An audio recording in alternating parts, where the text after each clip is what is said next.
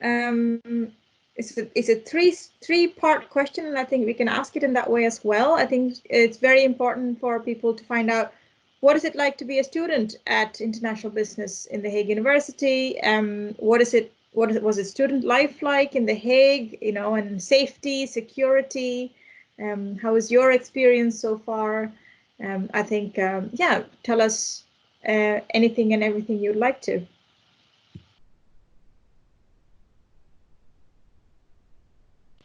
Who wants to go first? Okay, so in The Hague, I would say that there are some unsafe neighborhoods. So I'm coming from this super small farmers village where I've never felt unsafe. Once I started living in The Hague, I have experienced feelings of not being safe, especially around Laak, Chinatown, and Schilderswijk. But then at the same time, it does really depend on what time you're there, with whom you're there, and I would say that the city itself really compensates for this. The Hague is a super big international city, but at the same time, if you're going out, if you're going clubbing, if you're going to the city center, you'll always see people of IB that you know, and you'll always see familiar faces. IB is really like a family, and so that does really compensate. I really like studying in The Hague.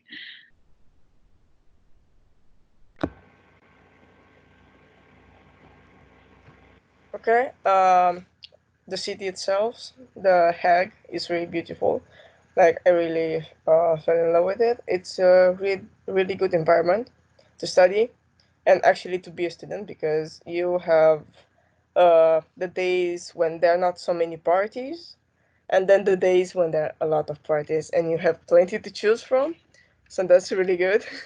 um, like it was said, we are a big community, a big family. So we are gonna always find people to go to party with. You just have the courage to ask. So that would be one of them. And if you're going to study associations and you go plenty of you participate in activities, you're gonna find more and more people because actually students stay together in one place. And if you don't like really clubbing, there are house parties and so on, but it's really about making the connections.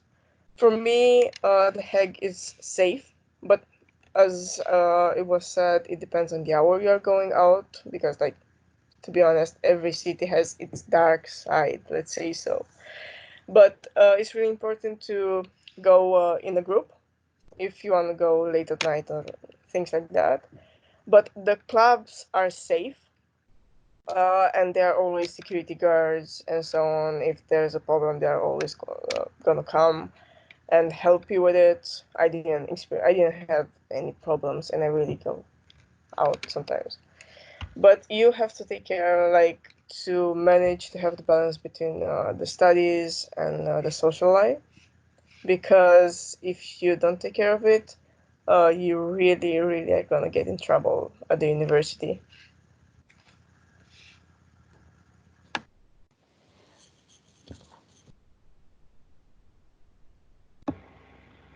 Wait, me or who is going?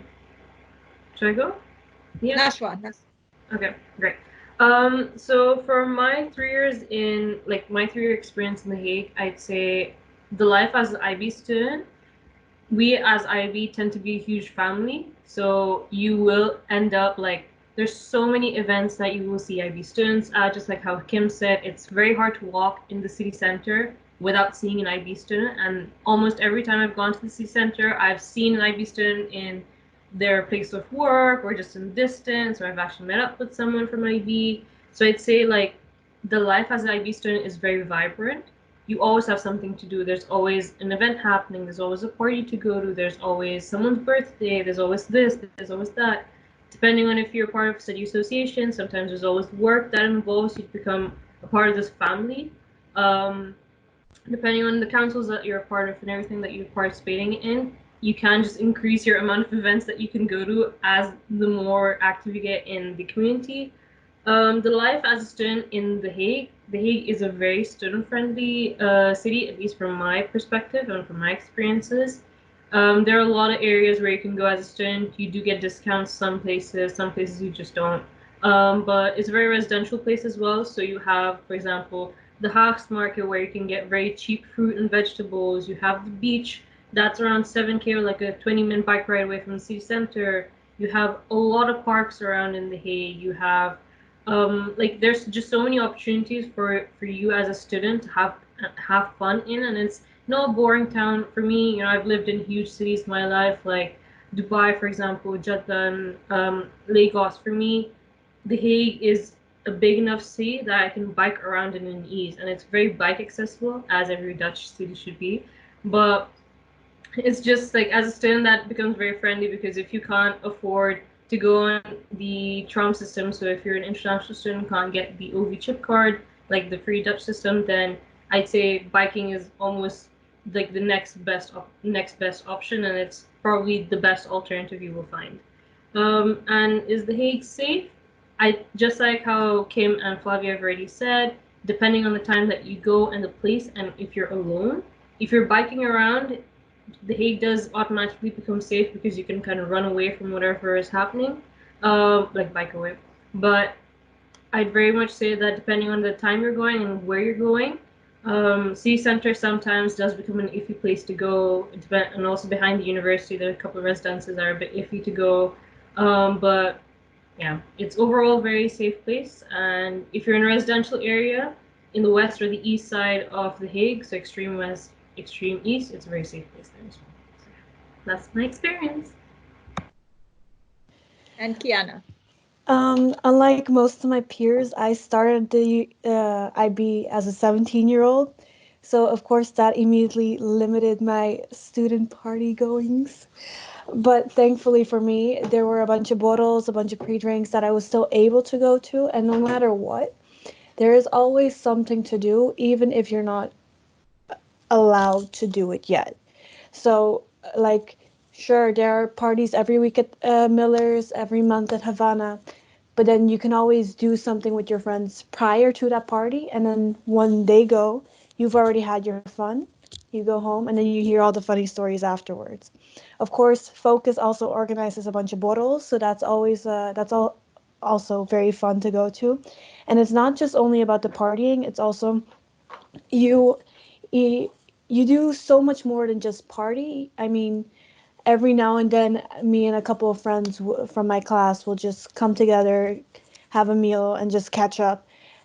And as for the safety of The Hague, I grew up on a small island where it was very normal for like things to happen every night. So when I got here, I felt like for me, The Hague is one of the safest places I've ever lived in. Of course, yeah, you do have some sketchy neighborhoods like everyone else has said, but I have never felt safer anywhere else, really. And as for now that I'm finally 18, there almost every month, every week there is something to do, no matter what.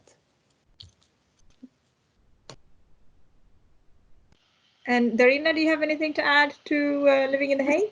Yeah, just really quickly. So I wanted to say that I moved here to the Netherlands when I was also 17.